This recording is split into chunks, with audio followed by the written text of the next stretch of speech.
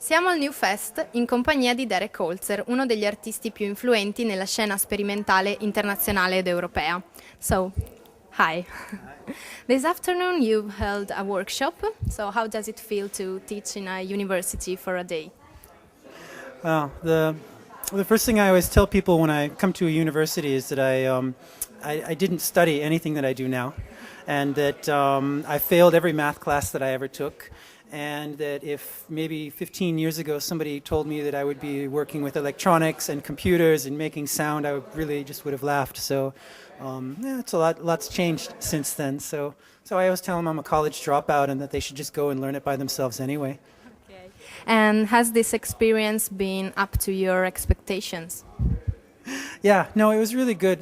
The original plan was to make a very small workshop with maybe 10 or 15 people, and then 120 people signed up. So we changed the plan a little bit and made a bigger lecture.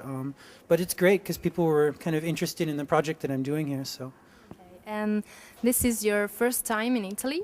No.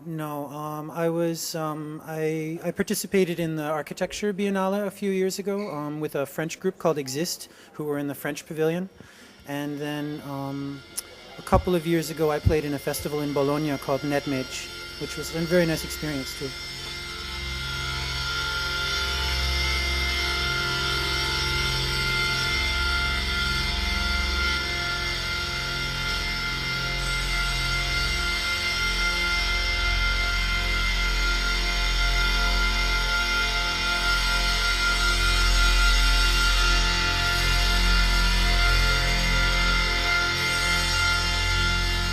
Can you please say something about New Fest? Do you like it? Do you think it's a good opportunity? No, I've had a really good time. I mean, the people that organize the festival have treated me really well. And of course, the most interesting thing for me is seeing people's response to what I do. I think tonight the concerts are going to be two very different things. So I'm kind of curious how the audience of one responds to the other. I'll leave you to guess which one I mean. And so we know that you've dealt with radio and web streaming. So we work for a university web radio. What can you say about this kind of world and experience? Yeah, about 10 years ago, I really got my start in the sound world doing radio, so it always has a really kind of a close place for me in my heart because I really got started in Eastern Europe, actually, both in Budapest and in Prague.